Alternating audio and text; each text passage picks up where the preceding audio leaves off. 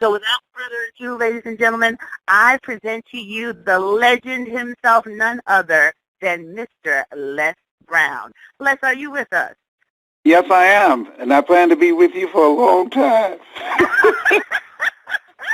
I know that's right, because we just can't get enough of you, Mr. Brown. So thank you so much for being here, and hearing your voice is always a privilege and a pleasure.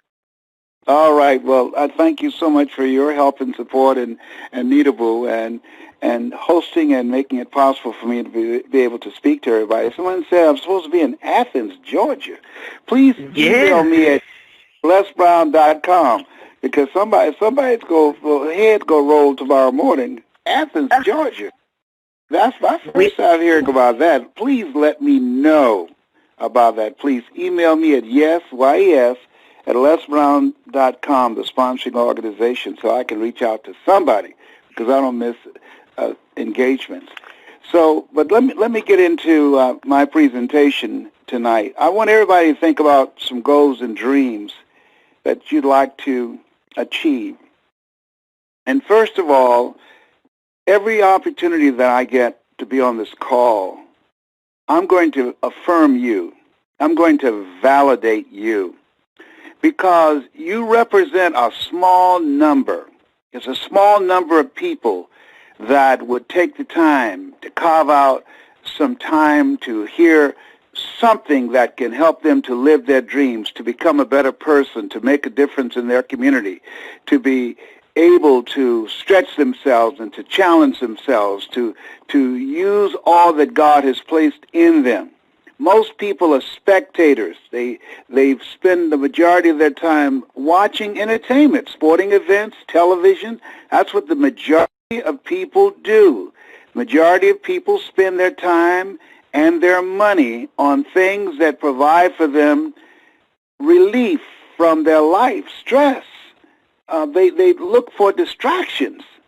And so you're being on this call. Let me share with you, and I've been doing a lot of reflecting since I turned 70 on February the 17th, and as I'm walking in to this next level of living of my life, on what I want to do and what I want to accomplish. And as I'm talking to my twin brother on a regular basis and reflecting on our lives and my other brothers and sisters that we were adopted together, it's interesting how people can be raised in the same household, same parents, and end up dramatically different. So you're choosing to do something positive. You're choosing to expose your mind to something that can stretch your mind and enhance your mind, while the rest of the world is listening to a record. I was at a red light, and a young man stopped at the red light, and he had his music playing real loud, and the song that was on was, I'm going to have that bee get my money. That bee better get my money. Now, and you know the word. It didn't say bee, but you know the word. And the people behind me had to blow their horn, because I had to pause for a moment. And I was just thinking that our kids are listening to that day in and day out. And we're in a time where there's no such thing as decency. We're in a time that using profanity and using vulgar words in your regular, everyday conversations and form of communication, it's as if these words are acceptable and normal in conversations. I have a friend, we have investments in daycares, and to hear young kids, I'm talking about 4 and 5 years old, sometimes younger, using profanity. And sometimes parents stand around and hear it, so, isn't that cute? Oh, look at her. Did you hear what she just said? Let me tell you something. There's nothing cute about that. And when you look at most of our kids all tattooed up, I got a nephew that's getting out of jail, and I'm not sure, not out of jail, out of prison. And I'm not sure he's ready. because he said to my sister, if she couldn't come pick him up, he will have one of his homies pick him up. Let me tell you something. First of all of his homies are felons. One of the rules when you get out of prison, you're not to associate with felons. That's parole violation, not to even be in a car with them, in the same place with them. So that says to me, he hasn't learned anything. He's got more tattoos now than when he came in, and all the other tattoos that he had before he went in, that said to me, that was preparation. That was preparation. He went to graduation. It's a boy's passage. You know, it's that these young guys see going to jail as street cred. Gives them credibility. Getting all tattooed up and the earrings and the fact that they go to jail.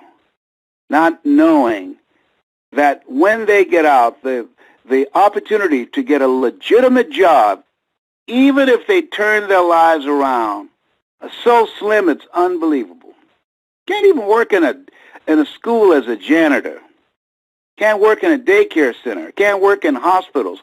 I mean, they're just, the society make them pay over and over and over and over and over again. That's why the recidivism rate is over 87%, because they can't find a legitimate way to earn a legitimate living. They can't get public housing. But my nephew, who wanted to go to jail so desperately and worked so hard at it, he got exactly what he deserved, and I thought he would have learned something. See, if I went to jail, prison, and they told me, we don't want you associating with any ex-felons, and nobody was around to come pick me up, and I didn't have bus fare, I would just say, point me in the direction of where I need to go. I would walk. I remember my cousin Boo and I, we were in a car with some friends, and they started lighting up. Mac Arthur to my left, he started shooting up heroin, and then the other guys in the car, they started smoking weed. I said, can y'all pull over for just a minute? Just a minute, just pull over to the side. I said, what, you got to have, you got to have a leak? I said, just pull over for just a moment. I need to stop for just a moment. Then when they pulled over, I got out, Boo got out, probably about 2 o'clock in the morning. We're in Liberty City, and we walked. It took us probably 2 to 3 hours to get home. We walked. I was not going to be in that car when the police pull them over smelling weed, alcohol, and drugs in the car. No, absolutely not. And so one of the things that these young boys like my nephew, just straight up dumb with a capital D, stupid with a capital S. It's unbelievable. I find this hard to believe. And so what I want you to think about right now is, number one, stay away from dumb people. Lazy, trifling people who have no qualms about complaining and sitting around looking at television and wondering, will the Cavaliers make the playoff? And did you see the last episode of Scandal while they're living a scandalous life? Wasting their time away. Trust me on this. And I look at this stage of my life, and I look at people who I knew had great potential. I knew they were intelligent. Saw a guy that spent many years in jail. He was smart. I used to copy off his paper. Had it not been for him, I wouldn't have gotten out of school. I copied off his paper. But he was dumb. He hung around losers. He was dumb. He always found himself with the wrong people in the wrong place at the wrong time.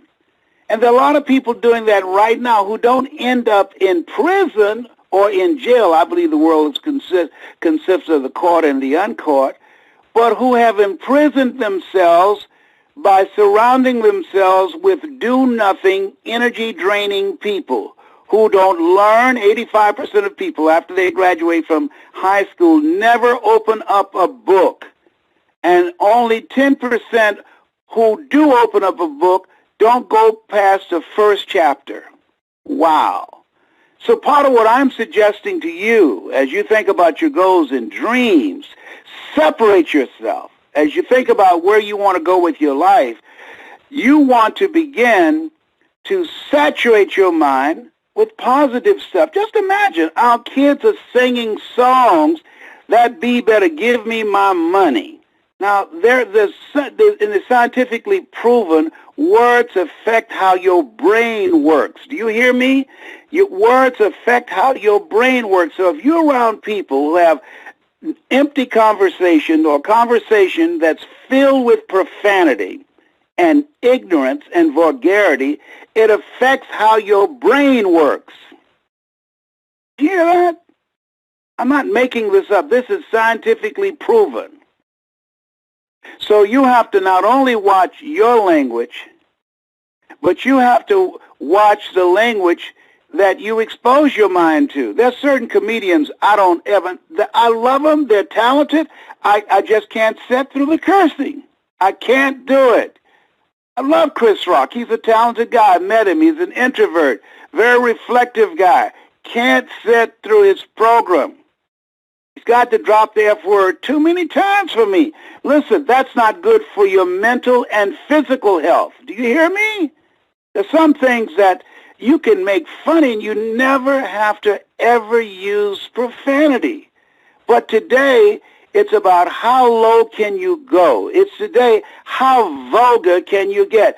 And today, these young people, they respect nobody, nothing. Nothing. And so my heart goes out to parents who have children. These young kids today, what they're being exposed to. My God. My God. It's something else. I say to you, you got goals and dreams. You're going through some tough times right now. Won't cost you nothing. Go on YouTube.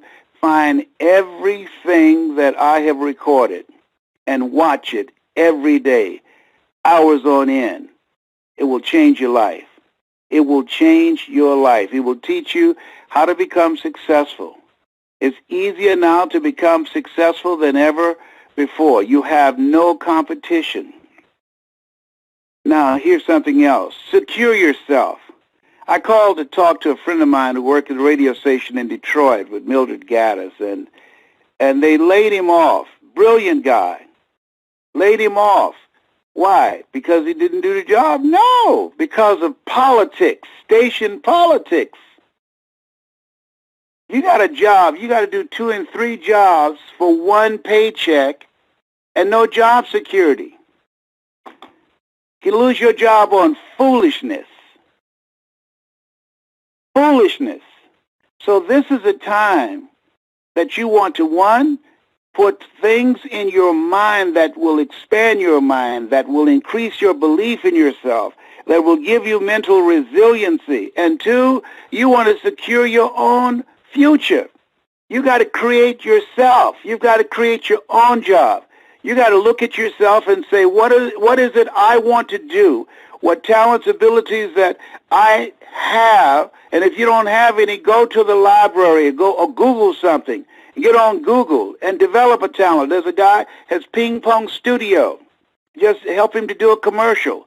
He has all type of videos that he's used clips from movies and has my voice in the background and Eric Thomas.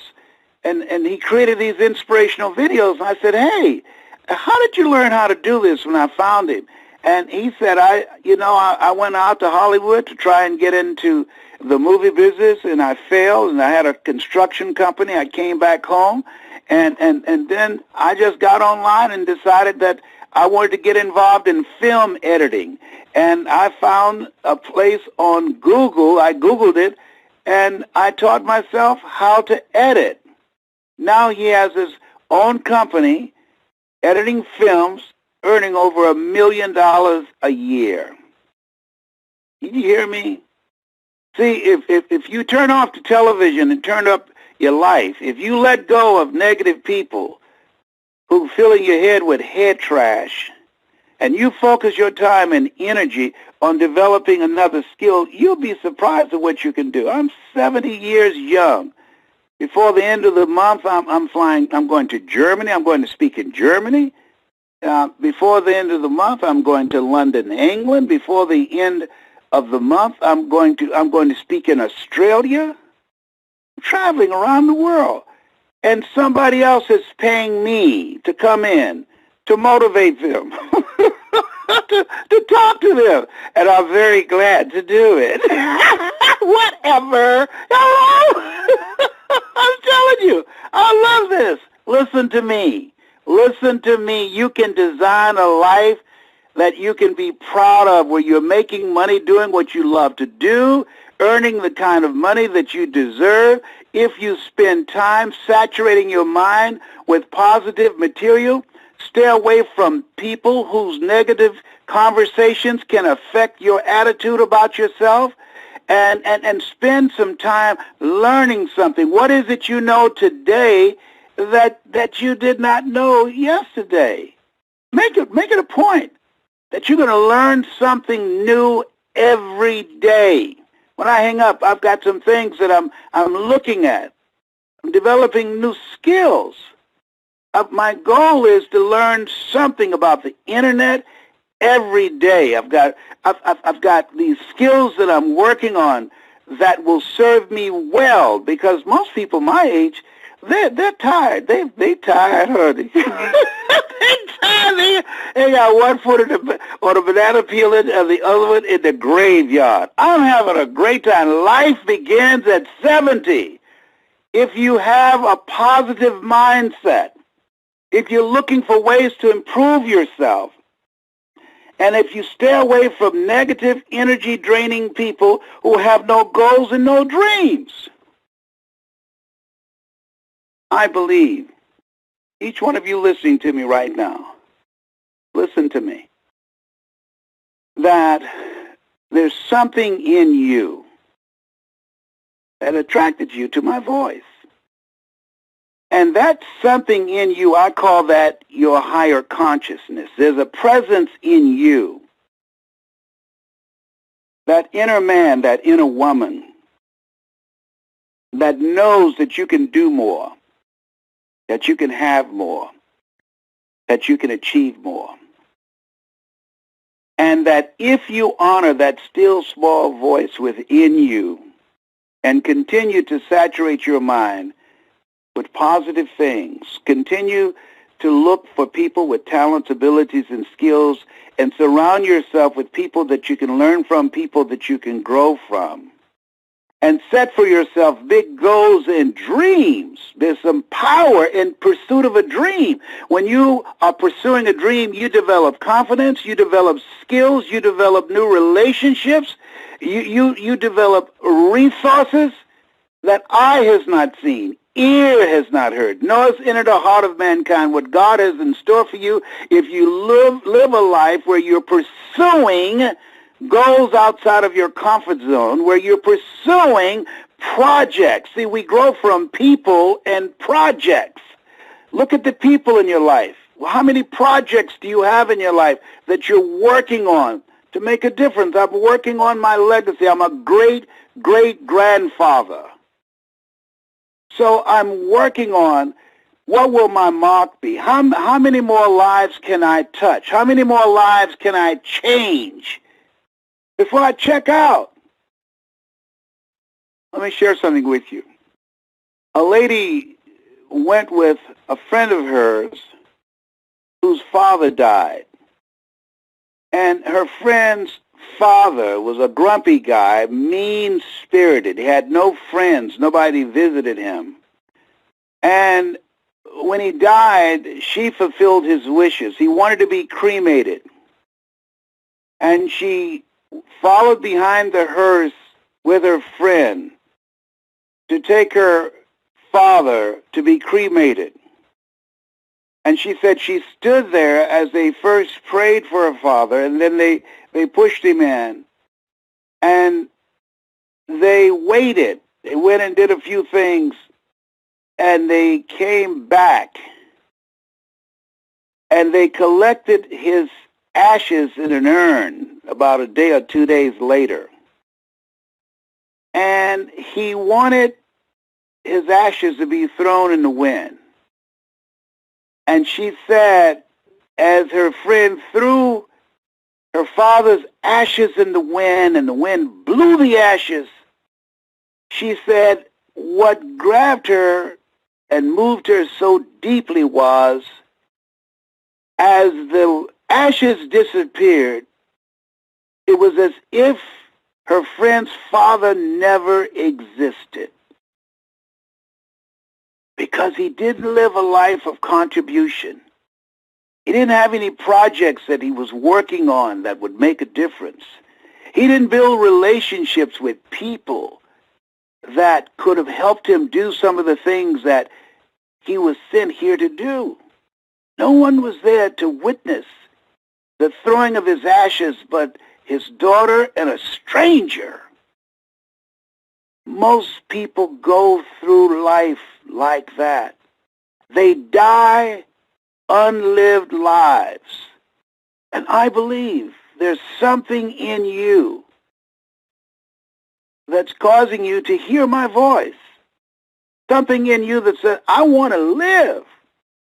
See, it's one thing to survive, but what it takes to live and what it takes to survive is two different things. Most people in survival mode are caught up in weapons of mass distractions.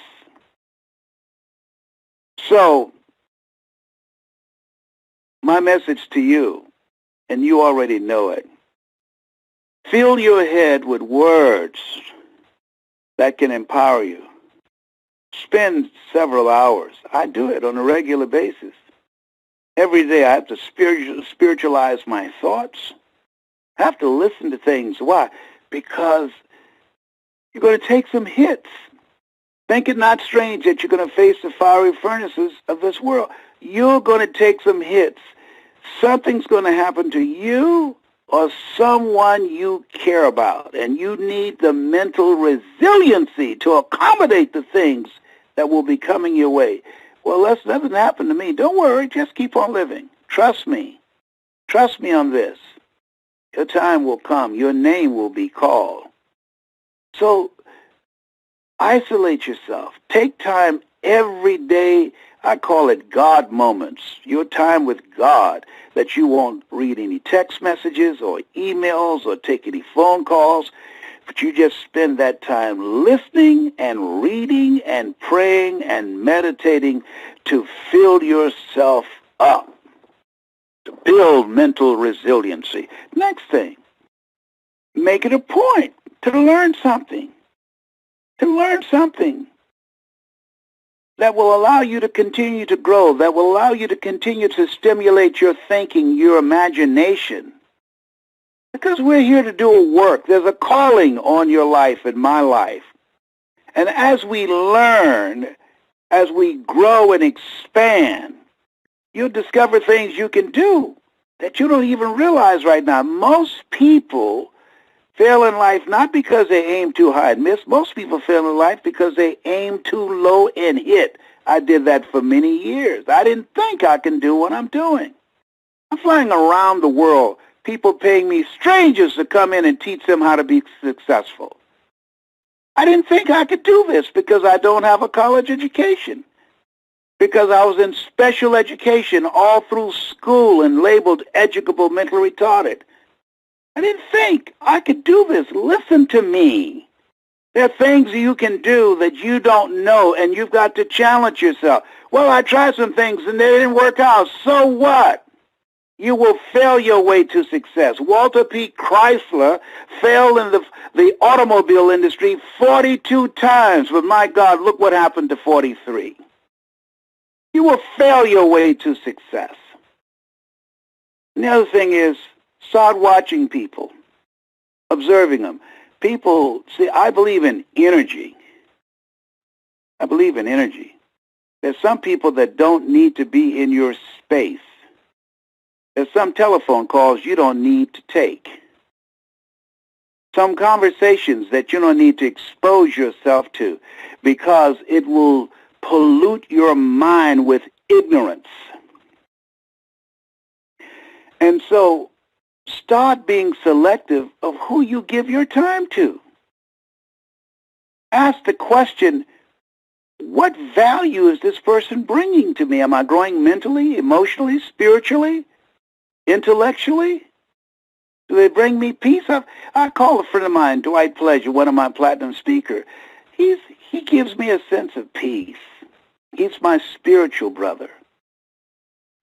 I love talking to him. John Garcia. There are certain people in my life that to hear their voice brings me a sense of peace and comfort. Certain people I talked to, I was with Alicia and Lorette today, two friends of mine who earn over $100,000 a month, and I struck a partnership with them. And those are my money-making partners. When I'm with them, the ideas are just flowing out of me. Flowing, because of that kind of creative energy that I was in. Who's in your corner? Dr. Dennis Kimbrough out of Atlanta was right. He said, if you're the smartest one in your group, you need to get a new group. I used to be Alicia's mentor. Now she is my mentor. I'm learning from her, and I'm proud of it. Here's what I want to say to you. This is your time. Make it a discipline. Dedicate yourself. Give yourself homework to work on your mind, to work on your health, to declutter your life, to clean your life up, to clean up your conversation, to start reading a minimum of 20 to 30 pages of something positive every day. A friend of mine, Mike Sims, he did something for a year, and he said it changed his life. Because he earned his first million at 26. And I said, well, how did you change your life? He said, man, for 1 year, I never turned on television. And I said, you didn't watch television? He says, no. I didn't watch the news. I said, how'd you find out what was going on? He said, people told me. And I wasn't even interested. He said, I have enough problems of my own. Why should I watch other people's problems? He said, and it changed his life. As my health is stronger now than ever before, and part of my regimen, part of my prayers and my meditation and my exercise and my walking and meeting with my fitness coach, I don't watch television because it's not good for me mentally. It's too much dysfunctional stuff on there. I was in the airport and saw this girl that Chris Brown beat up or whatever, and that's the one that got that song out. Wow. So it shows ignorance comes in all kind of packages, boy. Vulgarity, indecency, unbelievable. No sense of decency. Wow. Don't listen to it. Don't let your children listen to it. Don't entertain ignorance in the name of entertainment because it's hip. You've got to restore respect and decency. Vulgarity and profanity is not good for your brain. When I train young men, I tell them to affirm an affirmation that when you use language that's degrading to women or to yourself, profanity is the strongest expression of a weak mind. Write that down. Put that up someplace, particularly in barbershops. Profanity is the strongest expression of a weak mind. You have something special. You have greatness within you. Challenge yourself, push yourself. Surround yourself with people who have goals and dreams. Mastermind and encourage and inspire each other. And you will develop a strategy and a synergy to do more than you can ever begin to imagine. You have something special. You have greatness within you. That's my story, and I'm sticking to it. Tracy? Wow, wow, wow, wow. Talk about being on fire tonight. Woo! This is a controversial call tonight. Yeah, I said, oh, no, he did. Because there are a lot of people who think that vulgarity is normal. They think that it's, I was on a bus, a shuttle, going from one airline to the other, and there were two young men. They're probably about between 24 and 27.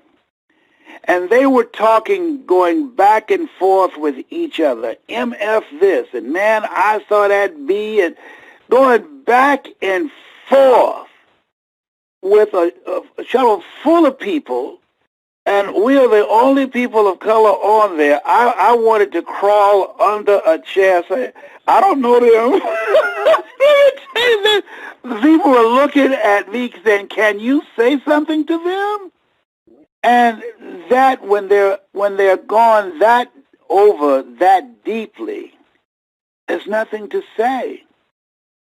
There's nothing to say. One of the first things when my nephew gets out of prison, he has these tattoos all around his neck that says, I just got out of prison. So I'm asking, what kind of job are you going to get? Who's going to hire you? You got these signs that indicate this is where I've been spending my time. I suffer from HIV, hood-infected virus, AIDS, addiction to incarceration and death syndrome. I said, you're intelligent? You used to travel with me on the road? I said, come on. You didn't come out of that kind of home. Now, your father went to prison, but my sister raised you to be a respectable young man. You were on the honor roll. You got an academic scholarship, and you decided to go to school and spend your time partying and doing drugs and breaking in people's houses in Atlanta, and got arrested, and a lady judge recognized your intelligence as you told her that you had a girlfriend that was pregnant and you have learned your lesson and you will change your behavior, and she gave you a break and put you on probation. And you went out and broke in another house while on probation, got arrested again. And she gave you another break, and she said, I don't ever want to see you again, and you came back a third time. That's what I call retardation, stupid with a capital S. And I don't like to use those types of words, but you know what? You got to call it when you see it. You know, Maya Angelou said, if it walks like a duck, talks like a duck, quacks like a duck, it's a duck. It's a duck. Absolutely, Les. Yes, and if you know what, if you hang around these people, it will drive you to drinking. You just snap. I mean, and he had the unmitigated gall. My nephew had the unmitigated gall, and I'm so glad I wasn't there to say to my sister, I'm here because of you. You weren't a good mother. Look here. I'd have body slammed him. Let me tell you something. She did all she could do, but he decided to run the streets with his homies. But when he needs money on his books, he doesn't call his homies. He calls my sister his mother. Can you put some on my books? Wow. Exactly what I say, wow. But you know what? We have to, there's some people and some young people that life will have to teach them some things that we can never teach them. There's some people, they have to get it from life. They have to get it from life. Don't waste your time. I told my sister, don't waste your time. Don't call me about no money. I don't bail out retarded people. Don't. I've never. Don't throw good money after crazy behavior. That they know better. Absolutely. Absolutely. Yeah. You can't reward bad behavior, Les. And what you just talked about, I mean, there was so much in tonight's call to convict every person that's listening to play a bigger game and to really leave a mark. And you've been an inspiration to me and all of the platinums with what we're creating. And one of the things that I do is work with young people and the language. Les, what you said is so true. I have to stop them and correct them so many times about the words that they are giving life to as they come out of their mouth. And I'm proud to say that, sometimes even the most interesting characters will pause and say, oh, sorry, miss, because they know I don't tolerate it in my space. And if more of us would just stand up and be examples and use the kind of behavior and language that we want them to model, it would give them more opportunity to self-correct and really be on a better path. But as you said, if they're not willing, if they're not in a space where they feel affirmed, when they understand that they don't have to use profanity to express their thoughts and feelings, then we're laying down on our job of uplifting and changing the generation that's here with us now. But you know something? This is a different generation. See, you're not in my age category, but when I was coming along, my mother taught us to say yes, ma'am, and no, ma'am. And if the neighbors saw you doing something, boy, you better stop. I'm going to tell Mamie on you. I was respectful of our neighbors, and they can correct me. But let me share something with you. These young people today, it's a different kind of animal. A different kind of animal. I was talking to 3 young girls. They probably went to speak at this school, and they had a break, a lunch break or something. And so I was crossing the street, and these 2 girls talking to another girl about how they're going to beat her behind, and they didn't say behind, and they're calling all kind of B's. And I said, you are little queens. Why don't you make a decision to clean up your conversation and be respectful of each other? You are our future. You are the future Michelle Obamas. And one of them said, why don't you kiss our boom? What? She said, why don't you kiss our, and you know what she said? Yeah. Whoa. Wow. My mouth dropped open. It took my breath. And I started laughing. And so one girl, a 4th girl, she just watched. She didn't say anything. She didn't observe. She said, why did you laugh? Weren't you insulted? I said, no. I said, I thought about something my mother had on her mirror when I was a kid. She said, oh, Lord, help me keep my nose out of other people's business. And these young girls, at some point in time, we don't know that I just dropped a seed. At some point in time, one of them might take root. And I'm just very glad that one didn't take a knife out or call their boyfriend up to jump on me. That's not uncommon. And I just said, God, Lord, grant me the serenity to accept the things that I cannot change, the courage to change the things that I can, and the wisdom to know the difference. I spent 3 hours last night, 3.5 hours last night, thinking about what's next, the projects. Where should I go? Is anybody interested? I want to start a movement to save young men and young girls. I got a training for that. That 1, change their mindset. 2, teach them how to become effective communicators. 3, teach them how to dress like a prospect and not a suspect. 4, teach them how to develop a relationship that's an asset to them and not a liability. And 5, teach them how to earn income over the internet. Even if they have a felony in their record, they can earn money and never have to go out and be rejected in the job market. But guess what? the majority, 99% of my engagements, I'm leaving the country. You know, they ask me, given the state of the people in your country who look like you, how do you have time for us? Wow. I was born and raised in Liberty City. They don't call me in Liberty City or Overtown in Miami to come there and speak or train. That's where I started.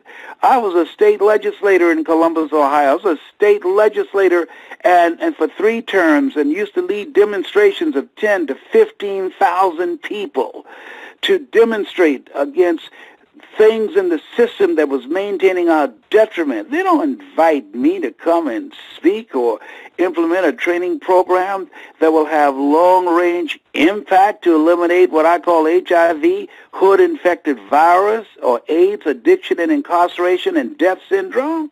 No. No. I went to a church in Cleveland. I took my time, volunteered, went to a church in Cleveland, and when it was time for me to speak, they said, "Oh, I'm sorry, the Cavaliers might have come on." And the minister said, "Whoa, sorry, Mr. Brown." And they ran out of the church. Do you hear me? I never got to speak. Wow. I walked real slow, hoping that one will say, I said, "God, just give me one. Just give me one." And most of them were ex-offenders. Have one stop me. And I walked slow toward my car, saying, "Touch one of them, Lord. Touch one that I could talk to. That's my assignment." Like Mr. Washington touched me. And by the time I got to my car, I was crying like a baby because not one stopped. Not one. The parking lot emptied. Emptied. Emptied. Following behind a minister who had a brand new car, collected from them. And there's an old saying, wherever you find yourself, at some point in time, you made an appointment to be there. And I believe that, and my advice to you and to the other platinum speakers from what I have learned, and there's a book called Change or Die, and its first scientific book and study done, if I had known what I know now, I would have used my time differently. And part of what they say is that 9 out of 10 people will rather die than change. Would rather die than change. Yes, and that's been proven. But here's what. Jesus said, "Whosoever will, let him come. Whosoever will, let him come."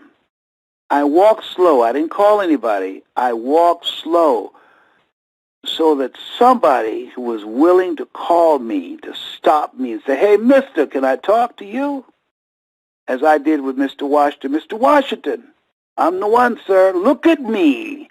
My mother works in the cafeteria. They call me the dumb twin. You spoke to me that changed my life. Sir, thank you. I'm the one, sir. I'm the one." And I was hoping that one of those young men would say, "I'm the one." But it didn't happen then, but it happened later on someplace else. And so whosoever will, work with the willing. Work with the willing. Don't waste your time with people who are not ready yet. There's a book called The Kabbalion I read many years ago that says the lips of the wise are sealed to the ears of the ignorant. And so, and Scripture says, you know, don't cast pearls before swines, lest they turn and rend you. Don't waste your time trying to talk to people of low consciousness, or they get angry at you because they can't hear you. They can't hear you. And so that's why whatever I can do to help you and Anita, because you're willing, and the other platinum speakers, you're willing to invest in yourself, to work in yourself, train yourself, you're willing to be coachable. Most people are not willing. They're not willing. teach you how to become a member of the 2%ers. Only 2% of the world population ever earn over $1 million in their lifetime. I've done it 65 times.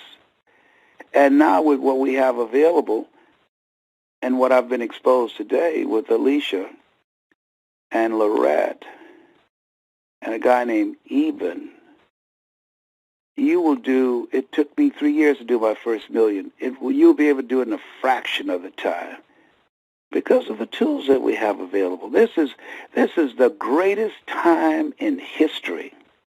And for every African-American male that goes to college, 100 go to jail. Wow. And so last night, I couldn't sleep. I was just tossing back and forth. Can I go up in there? Can they hear me? Well, they say, go sit down, old man.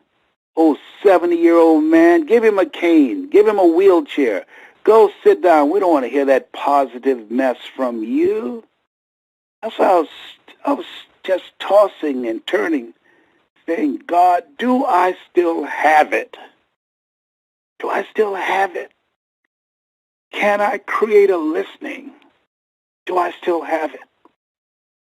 And I heard a voice in myself that says, yes, you still have it. I even called my son, Calvin. Do you think I still have it? He said, of course you do, Dad. Yes, you do. I said, but you hear me because you're my son. He said, but I couldn't always. That's true. And so sometimes even in the work that we do, giving people a spirit of optimism, we have our moments in the Garden of Gethsemane where we ask ourselves, do I still have it? Can I do this? Because I believe that God has given me grace to be able to do more work because my work is not done. My best years are in front of me, not behind me. My best years, my greatest work is in front of me. And I'm looking for ways to get my mind around it. But ultimately, I believe that I have to start out in this new place where I started from. Edward Albee in a play called The Zoo Story, said sometimes you have to go a long distance out of the way to come back a short distance correctly. And I believe that I'm going to have to walk by faith and not by sight. And that if no one shows up, I'm going to get the space and I'm going to put the word out. If no one shows up, so be it. But at least I would have done my part. Well, yeah. Before you say another word, of course you still got it. We're all still trying to catch up to you. Every time we think we got a little bit of a wing going on, you come and sweep it right to the next level. So everybody that's listening, you still have it. You've been so generous with what you have, and you inspire us. Like, you know what I love about you? You just don't talk about living a bigger life. You take the same action that you're encouraging everybody else to do. We can't sit back and not read and not grow and not think about projects and not do, because that's what you're modeling. That is your behavior. That is your legacy that you're leaving in us. And even though Calvin is your son and John Leslie and Ona, they too can see how they've transformed. They can see what it is that you have been able to do, but what they can do as a result of your example. So just like them, the platinum speakers, those who answer the call, those who say yes and appreciate what you have invested in us, will continue to be a part of this legacy of your movement of 1 million. I'll take it to 1 million now, as you say 100,000. I think we need to go to 1 million voices of hope for those that are willing. And Lord knows, lest I learn my lesson. Work with the willing, because the rest will drag you down. Oh, that's it now. Yep. If Jesus said, you know, all power is in my hand, but oh, by the way, the poor will always be among you. Oh, Lord, listen, thank you so much for your words of encouragement. I needed that. So you say I still have it. I needed that. Thank you so much. Well, you definitely do. Definitely, okay. Definitely. Leslie, you know we love you. We got to rest your voice because we have another call in less than 10 minutes.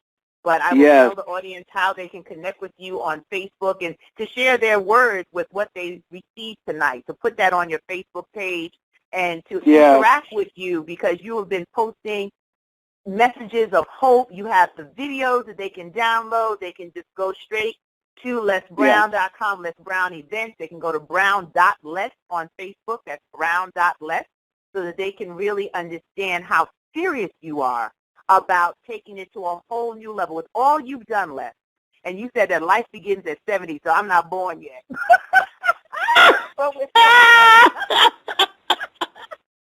I love it. Okay, well, listen, those of you that heard the message tonight, I would like to hear something from you. If you heard me tonight, yes, at lesbrown.com. Email me. I want your comments, and if you have a voice and have a urge and a hunger to make a difference in people's lives, let me know that too in the email. Yes, at lesbrown.com. Thank you. Thank you so much, Stacy. You have something special. You got greatness in you. That's my story, and I'm sticking to it. Thank you, Les. Love you to life. Thank you again. And thank you, ladies and gentlemen, especially our first-time callers that found out about Les Brown's Motivational Monday Night Call. Mark it on your calendars. Put it in your book. This is your place to be. Every Monday night, 8 p.m. Eastern Standard Time. Tell a friend. Bring someone back. Make sure you send your comments to Mr. Brown at yes@lesbrown.com. That's yes@lesbrown.com. Go onto the Facebook page. That's brown.les, brown.les. It's the one that will soon be at 1 million plus. So please make sure that you go and visit and join the movement of change and voices of hope. If you want to connect with the platinum speakers, Anita, myself, and those voices that you hear each and every week when Mr. Brown is traveling, you can go to Les Brown Platinum Speakers Network.com, and that's LBPSN, www.lbpsn to meet some of those individuals. But more importantly, use what Mr. Brown gave you tonight to activate the greatness that's inside of you. We believe in you, we're counting on you, and we're going to do this thing called life together. My name, once again, is Dr. Stacey N.T. Grant. It's been a pleasure being your host tonight, and we look forward to hearing your voices again next week, Monday. Have an incredible week and a more awesome life. Bye-bye.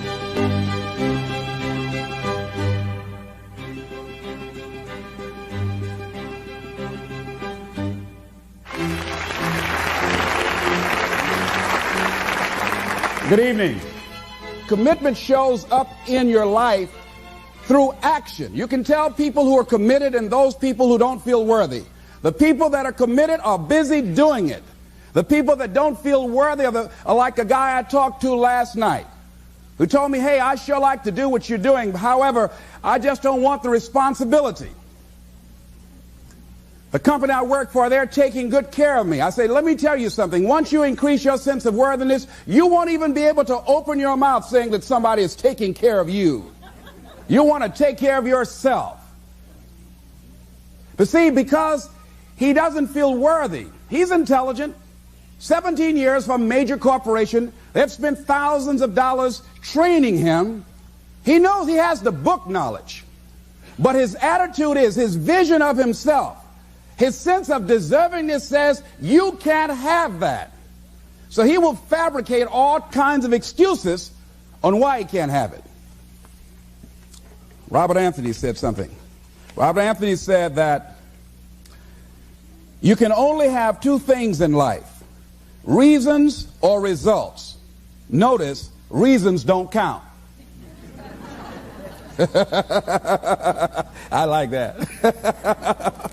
Folks will always point out reasons on why they're not living their dream, on why they're not manifesting their greatness. They will always be able to point those things out, but none of those things count. The only thing that counts are results, and results don't lie, ladies and gentlemen. They tell it all. Judge a tree by the fruit that it bears, not the ones that it might talk about, not the ones that it might wish for or think about or affirm about, but the fruit that it actually bears. So let us look. I think that all of us are committed. But I think that some of us are producing results in our lives that that level of commitment brings that we particularly don't like or find distasteful. I don't think that as a participant in life, you cannot be committed. You're either committed to mediocrity or you're committed to greatness. You're either committed to being productive or you're committed to being non-productive. You're committed to being happy or you're committed to being unhappy. See, whatever you're doing, however you spend your time, that tells you who you are. So think about what it is you like to create in your life experience. Once I look at how you commit your time, once I do an evaluation on how you spend your time, I can tell you exactly what you're committed to. People that say they have dreams or want to open a business or want to do something differently than what they're now doing, they don't like their jobs, they're unhappy, they're unfulfilled. People who say they want to improve their income level, look at how they spend their time. How they spend their time, the commitment of their time, how they use that will really tell the truth. People who said, I'd like to do better, but you don't find them in vocational or technical schools upgrading their skills and their knowledge, how they spend their time, that will tell you what's going on. People who say they want to normalize their weight, they want to be healthy, but every time you see them, they're eating, that will tell you that they're committed to being obese for the rest of their lives. People tell you they want to stop smoking and they're lighting up at that time. Folk that say, I want to stop drinking, and every time you're in their face, they're reeking with alcohol, that will tell you what's going on. Don't have to listen to what they say, just watch what they do. Commitment shows up in your life in what you do. On the other hand, you can make the commitment to your life that you don't like the results that you have and that you're going to do something about it. See, that power is available to all of us. People who look at life and decide, I want something different for myself. Carol Hatfield. Carol lives in Detroit, single mother, decided that she wanted to go into her own business, did not have enough money to do it. She wanted to have a health food store. She sold her car and used the money to start in a little storefront, a little hole in the wall. She rode to work on a bicycle. And then when she got enough money, she bought a motor scooter and did that for a long time. She's now a very successful person. She now has 3 health food stores. She said it was hard. It's a struggle, Les. She said, but I did it. She said, I made the commitment to do it, and I did it. Why is it that people are frightened by commitment? Because when you say the word commitment, that intimidates a lot of people. Why? Because it means you have to deliver. See, most people, you ask them, hey, look here, I'd like for you to do this. And they'll say, I'll try. I'll try means that is my escape clause. When I don't come through, it's really a polite no. I don't have the courage to tell you no, so I'll tell you I'll try. Hey, look here, I need you to come to this meeting. I'll try. I say, what do you mean? You're going to lean toward the meeting? Try and sit down. You either do or you don't. Try and take this pencil out of my hand. You either do or you don't. There's no such thing as try. So most people like to use that language. They don't want to commit themselves because commitment means, among many things, no excuse is acceptable.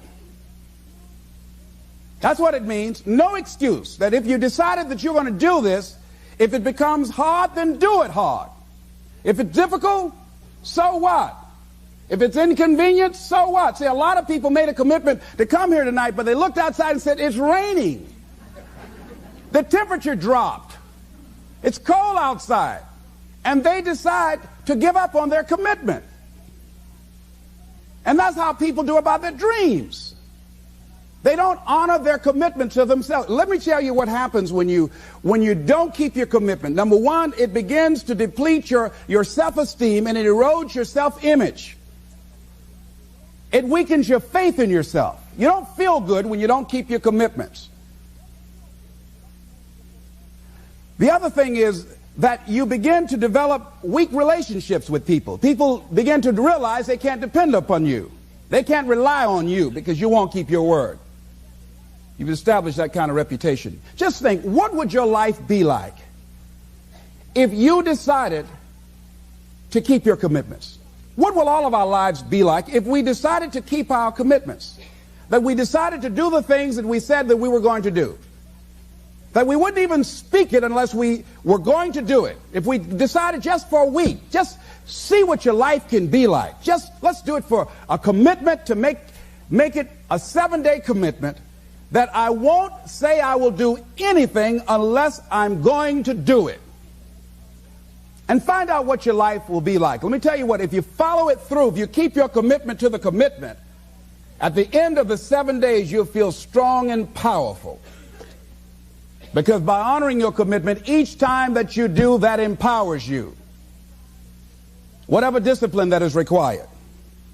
Whatever it is that you must do. So I'm suggesting, number one, commit yourself to live in the present. I saw the movie, The Dead Poet Society, Robin Williams, and they had a line in there, seize the moment. Many of us are not able to move forward and develop and manifest our greatness because we spend so much time looking back or worrying about the future. Seize the moment. See, you cannot go into the future and manifest your greatness when you have various things in your life that's blocking you. Let's look at how we can begin to keep our commitments. Remembering what Dr. Robert Anthony said about results. When you keep your commitments, you're able to produce some different kinds of results in your life. So how can we keep our commitments? And do we keep all commitments? No, we don't. You will not be at 100%. However, you will have a greater percentage rate of maintaining your commitments to yourself, whatever those things might be.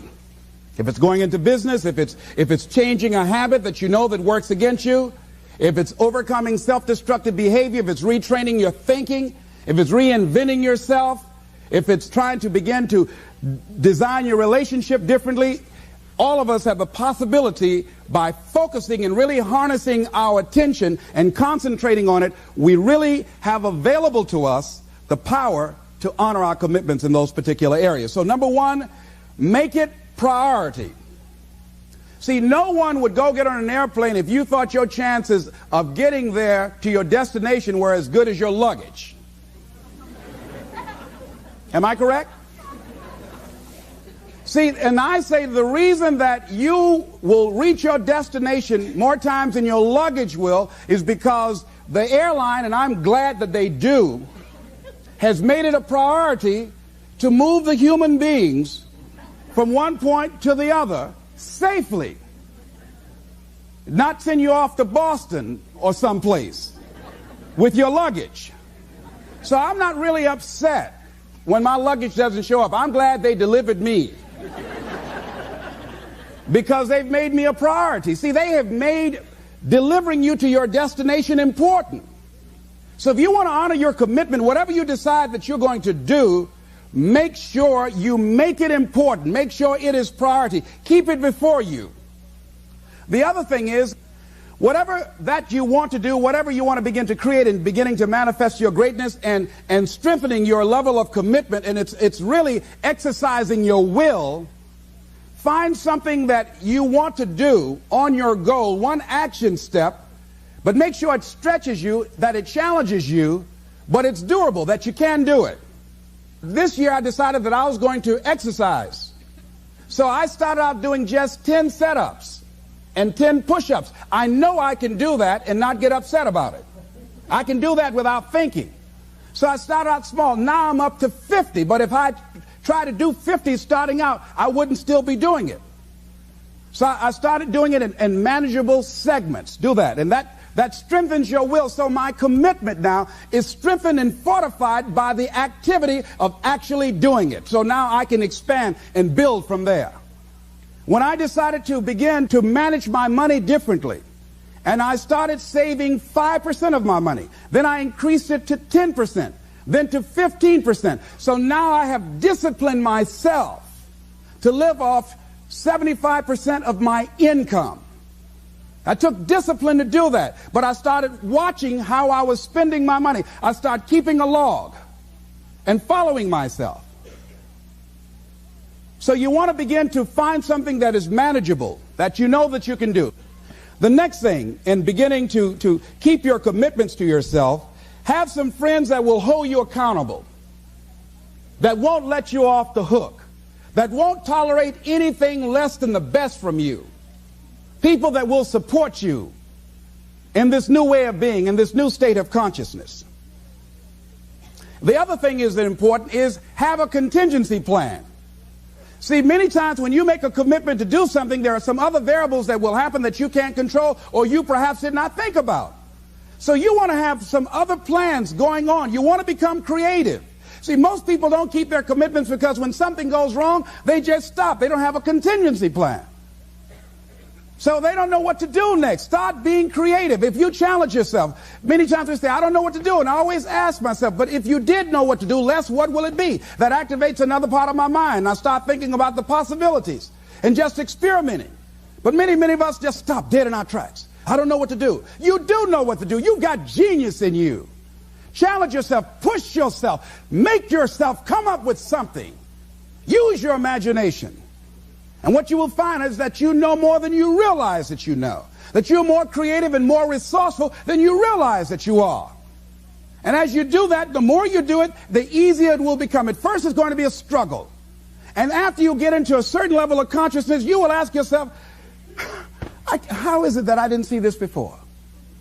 At the level that I'm managing my business now, they say consciousness is what we are. I literally look at myself and say, how is it that I didn't do this before? Why is it that I couldn't see this before? And the reason that I didn't see it before, because I didn't challenge myself. I didn't put myself out here. See, the reason that most of us go through life never discovering our true greatness, literally walking, breathing corpses, the uncommitted life isn't worth living. Why? Because it doesn't produce anything. See, you only make things happen. Your life only counts. You only make a difference when you are committed. When you make a commitment with your life. That's the people that make a commitment with their lives. The people that make a commitment to their customers. The people that make a commitment to their families, to their relationships, are the people that make the greatest impact in life. What is commitment? Commitment is the salesman who says, look here, I'm going to make $1,000 today and I'm not going home. You can turn the lights out. The janitors could be here running the vacuum cleaner. I'm not leaving here till I do it. I used to be a door-to-door salesman. I had X number of TVs. I had a minimum amount that I knew I had to sell every day in order to provide for my mother, who was ill at the time, who had lost her job at the M&M cafeteria because of arthritis. And I said, I'm going to go door to door, and sometimes I would not come home until 1 o'clock at night, knocking on people's door, people closing. What do you want? Would you like to buy a nice working month's television set, no money down? No. What about an Emerson TV? No. Thank you very much. Do you know anybody else that would be interested? No. Thank you very kindly. Knock on another. Hello. Would you like to buy a nice working television set, no money down? No, get away from our door. Thank you very kindly. Do you know anybody else would be? Yeah, my cousin, he lives 2 doors down. Thank you very kindly. I tell him you sent me. When I heard your cousin told me that you wanted to buy a television set, told me to come here and talk to you, we got a special discount for you. Yes, come in, I'm interested. I would just keep right on. I would not go home until I did it. It's an interesting thing, ladies and gentlemen, that when we put ourselves in a situation where we say we're going to do it, it puts you in another zone where the universe responds to you. When you have that kind of consciousness, see, the universe responds to the man or woman that refuses to be denied, because that is your commitment. That business that you want, that book you want to write, that dream that you have of controlling your destiny, that is yours. That power to create that and to manifest that, that is yours. That's available to you. But you've got to be willing to stand there and face disappointment, not have support, be lonely, doubt yourself sometimes, be rejected again and again and again, become bankrupt if necessary, again and again and again, and refuse to turn around until life gives it up. Nothing can resist a person that has that kind of commitment. The people that have made a difference on the planet. When John F. Kennedy said, we will go to the moon in the next decade, he spoke it. That was a commitment, and people shared that vision. People bought into that. We've had all kind of examples in history where people have made declarations, who have committed their lives to bring about a difference. There are people who are taking a stand today against hunger, I guarantee you. It will be a part of our past at some point in time. Someone took a stand against polio. It no longer plagues us as it once did, because someone said, it is my commitment to eradicate it from the face of the earth. The reason that we're here and enjoying the democracy that we have, someone made a commitment that whatever is required, if it means that I die, I remember Paul Robeson, here I stand for, I can do no other. And that's how you must be. Commitment means standing up for your life. It means honoring yourself. It means beginning to say and to see and recognize your alignment and oneness with the universe, and that you are a channel for life to express through. And we short-circuit it with anger. We short-circuit it with fear. We short-circuit it with envy. We short-circuit it by being lazy or apathetic or giving up easily. Why? We say, oh, it's too hard, it's too hard. We don't challenge our spirit. Ladies and gentlemen, there's nothing as powerful as the human spirit. You can't destroy it. You can pervert it, but you can't destroy it. I was reading Man's Search for Meaning by Viktor Frankl. What a powerful book. I'm reading it now for the 7th time. And he gives so many graphic examples of the power of the human spirit. And so what are some of the things that can fortify us and give us the kind of inner strength that will allow us to forward ourselves into the future by manifesting our commitments? Number one, commitment means in some cases going back to school, getting some training, sitting up in classes with people younger than you, putting yourself in a position where you don't know and that is awkward and uncomfortable, but because of your commitment to develop yourself, or to go back to school to get a high school diploma or to get a college degree, that it doesn't matter, feeling dumb and saying, what am I doing here, setting up in some boring class? Commitment could mean a lot of things. It could mean that you begin to go back. You got to back up sometimes. It means to back up and not give up, to regroup, back up and regroup and come back again. Because life has waylaid you, because you got knocked down. I know when I was working on my dream, there were times I lost my house at one point. I lost my car. I was broke. My credit was bad. I was sleeping at different friends' houses on their couch or on the floor.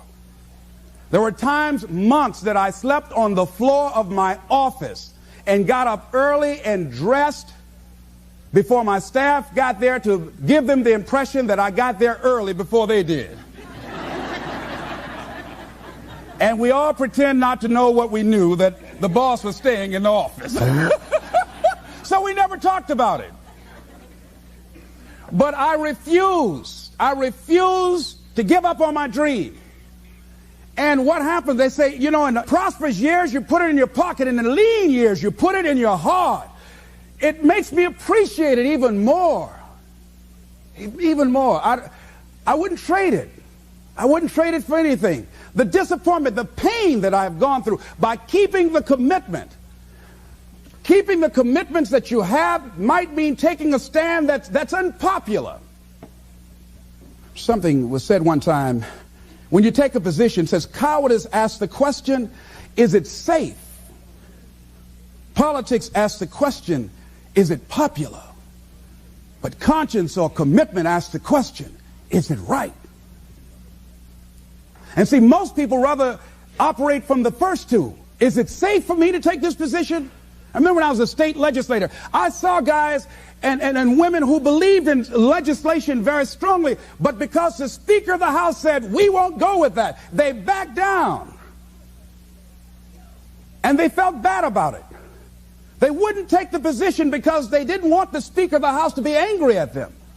They wanted to be all right with all of the rest of our colleagues. See, it takes a great deal of strong courage and commitment on your part to step out a line. Henry David Thoreau says, if a man doesn't keep pace with his companions, perhaps he's listening to the beat of a different drummer. Let him dance to the music that he hears, however measured or far apart. When you are committed, you're dancing to the beat of a different drummer. Don't expect people to understand you. Don't expect it to make sense to anybody why you've got to do this. Why you have got to go? Why you leave? This is a good job. I'm going. They pay you well. I'm going. You just a few years from retirement. I'm going. Why? I don't understand. You don't have to. I'm going for me.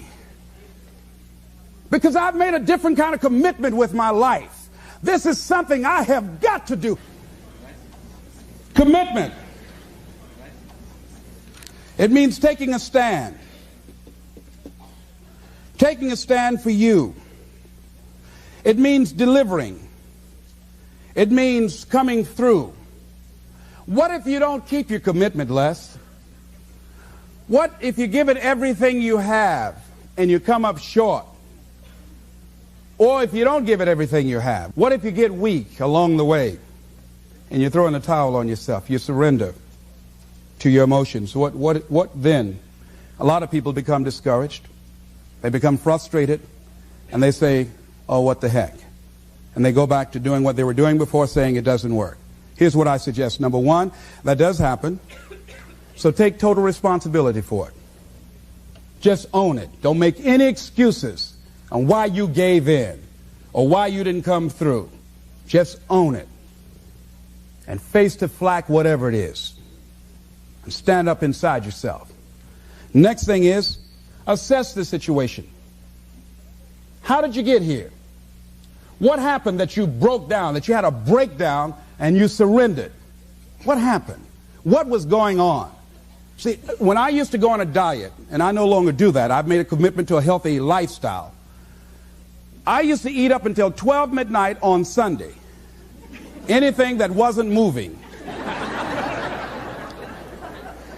And on Monday, I would get up and eat a fruit, light fruit breakfast, and for lunchtime, I would fix some broiled chicken and meticulously peel the skin off and eat the chicken, and then eat the skin.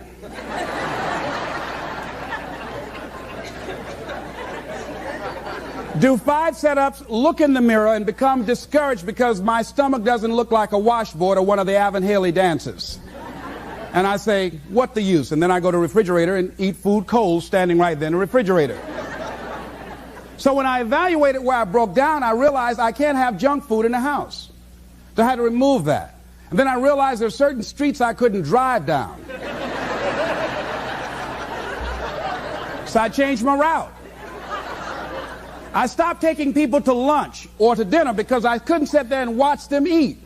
When I had to go someplace and speak and they were eating, I said, call me downstairs when it's time for me to speak, because if I sit at the table looking at them, the food's going to call my name.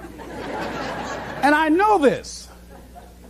So I had to begin to make sure that I wasn't putting myself in a position where I would give up on my commitment. Am I making sense to you? Yes. So I began to strategize around avoiding situations where I knew that I was going to become weak. Another thing I do when I don't keep my commitment, I either deny myself something or I do a trade-off. If a glazed donut takes advantage of me, then I require myself to do an extra 25 setups. Or I walk for an extra 15 or 20 minutes because I got a hammerlock on my head and say, come on over here. So you might have to deny yourself something or do a trade-off. Do something that will offset it. The other thing is, start again. So what? You fell flat on your face. So what? Start again. Learn from the experience and start again. Don't count yourself out. Don't sentence yourself to a lifetime of being miserable, a lifetime of being broke, a lifetime of being unhealthy, a lifetime of being in a relationship that is no longer fulfilling to you. A lifetime of working on a job that does not bring you satisfaction, that's not giving you the creative urge that you need and that got to have in your life that stimulates you. Don't sentence yourself like that. You are a human being. Don't volunteer your life that way. Your life has too much value to the universe. You've got something to contribute. You've got something to give. And so what if you make a commitment and you're not able to do it like a pro? That you're not good as everybody else. Live in the moment. I like what this says. Look to this day, for it is life, the very life of life. In its brief course lie all the realities and verities of existence, the bliss of growth, the splendor of action, the glory of power. For yesterday is but a dream, and tomorrow is only a vision. But today well lived, makes every yesterday a dream of happiness, and every tomorrow a vision of hope. Look well, therefore, to this day. See, if we just start enjoying where we are, if we make that kind of commitment to enjoy where we are, to experience the experience of life where we are, to do all we can right now where we are. Forget about the mistakes yesterday. Forget about all your failures yesterday. Forget about what you don't have. That's not important. Only thing that we have is right now.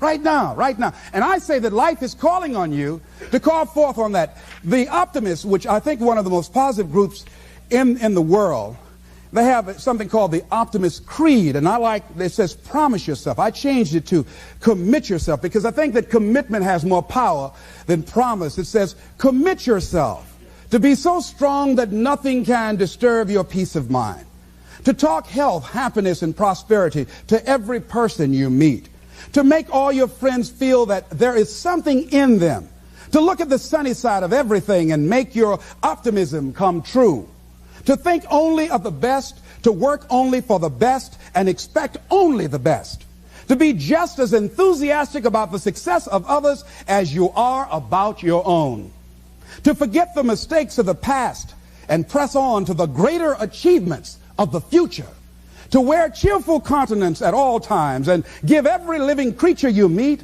a smile, to give so much time to the improvement of yourself that you have no time to criticize others, to be too large for worry, too noble for anger, too strong for fear, and too happy to permit the presence of trouble.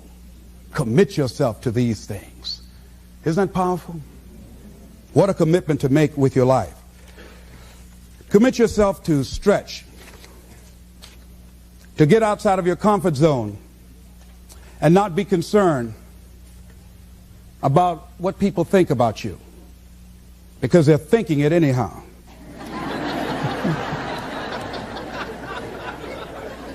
Don't worry about what they will say.